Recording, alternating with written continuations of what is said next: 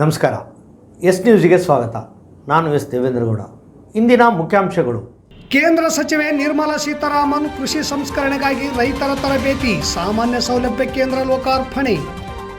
Micro ಫೈನಾನ್ಸ್ಗಳ ಹಾವಳಿ ತಪ್ಪಿಸಲು ಹಣಕಾಸು ಸಚಿವೆ ನಿರ್ಮಲಾ ಸೀತಾರಾಮನ್ಗೆ ರೈತ ಸಂಘದ ಮನವಿ. ಅಕ್ಟೋಬರ್ 18ಕ್ಕೆ ವಿಜಯದಶಮಿ ಉತ್ಸವದ ಅಂಗವಾಗಿ ಪಥಸಂಚಲನ. ಕೆಪಿಆರ್ಎಸ್ ಭೂತಲದಿನ್ನಿ ಘಟಕದ ಅಧ್ಯಕ್ಷರಾಗಿ ನರೇಂದ್ರ ಬಾಬು ಆಯ್ಕೆ. ಅಂಬಾದೇವಿ ದೇವಸ್ಥಾನದಲ್ಲಿ 35 ಲಕ್ಷಕ್ಕೂ ಅಧಿಕ ಕಾಣಿಕೆ ಸಂಗ್ರಹ.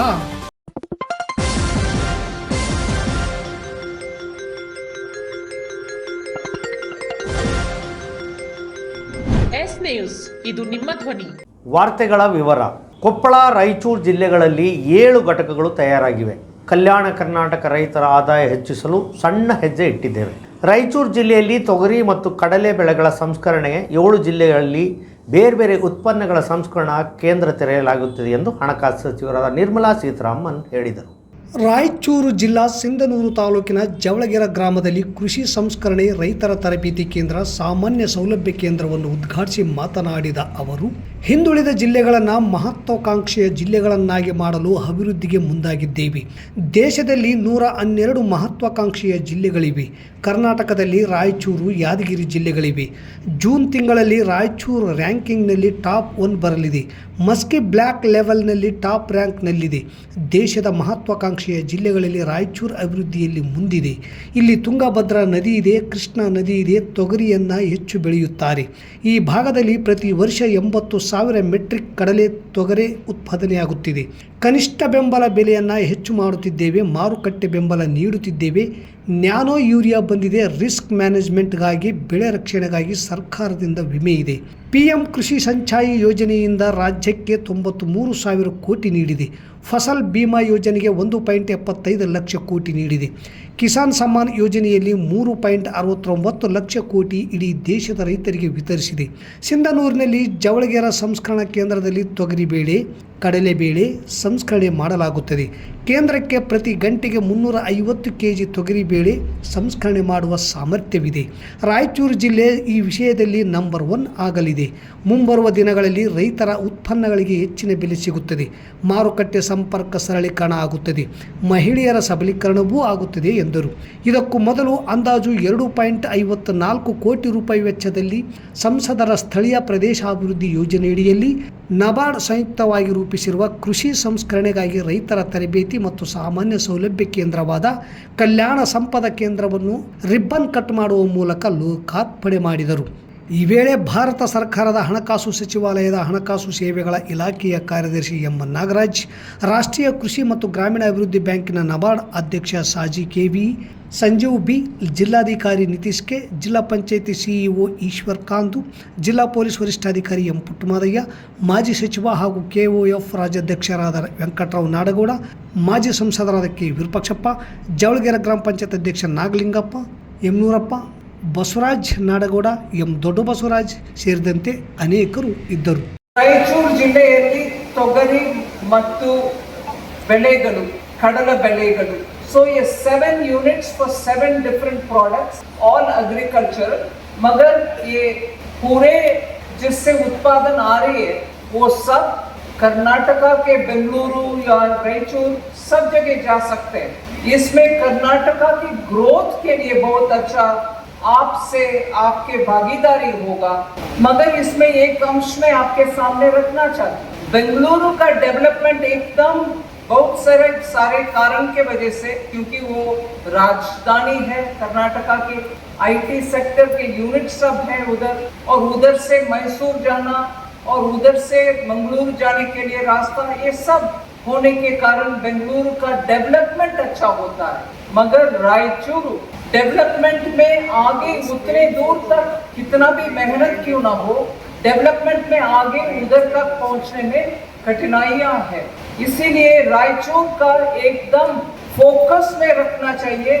इसके कारण पिछले 7-8 साल से हमारे सरकार जिन जिलाओं में आगे बढ़ने का आशा है मगर आगे बढ़ नहीं पा रहे, उनको बैकवर्ड डिस्ट्रिक्ट का नाम न देते हुए डेवलपमेंट की ओर जाने के लिए उनको एस्पिरेशनल डिस्ट्रिक्ट का नाम दिया गया.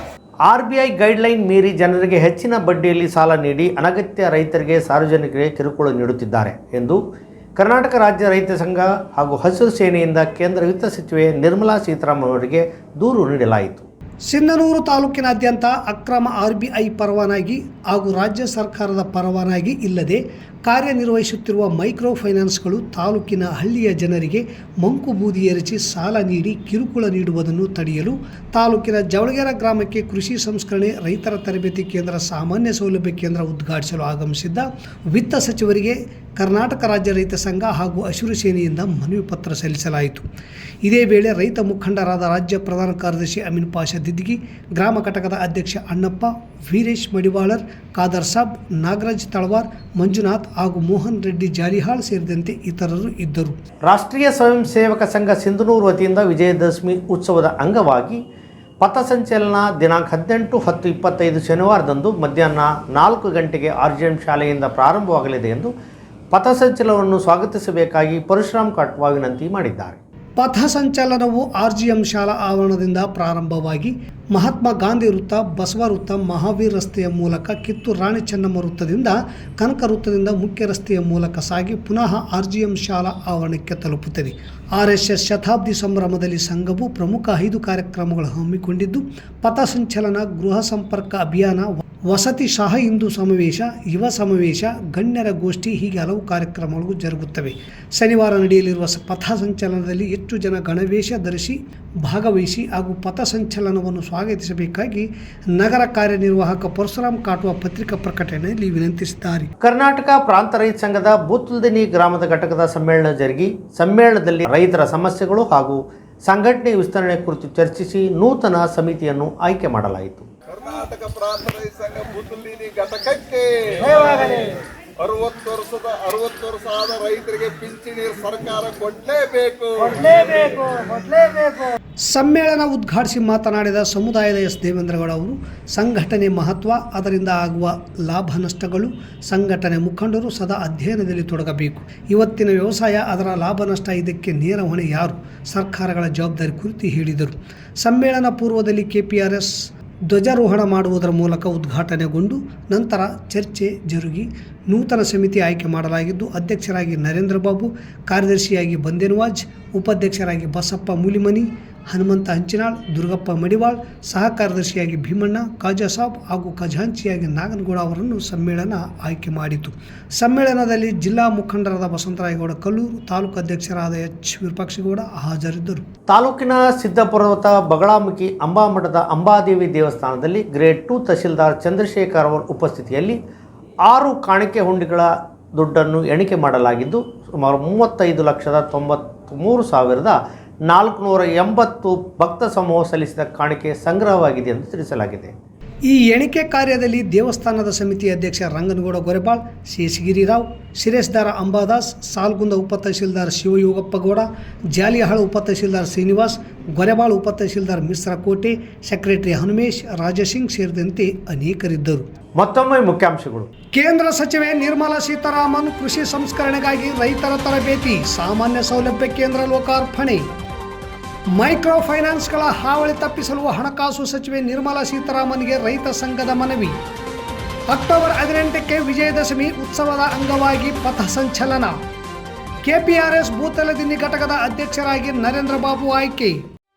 ಅಂಬಾದೇವಿ ದೇವಸ್ಥಾನದಲ್ಲಿ 35 ಲಕ್ಷಕ್ಕೂ ಅಧಿಕ ಕಾಣಿಕೆ ಸಂಗ್ರಹ. ಇಲ್ಲಿಗೆ ವಾರ್ತಾ ಪ್ರಸಾರ ಮುಕ್ತಾಯವಾಯಿತು. ನಿರಂತರ ಸುದ್ದಿಗಾಗಿ ವೀಕ್ಷಿಸಿ ಎಸ್ ನ್ಯೂಸ್. ಇದು ನಿಮ್ಮ ಧ್ವನಿ. ನಮಸ್ಕಾರ.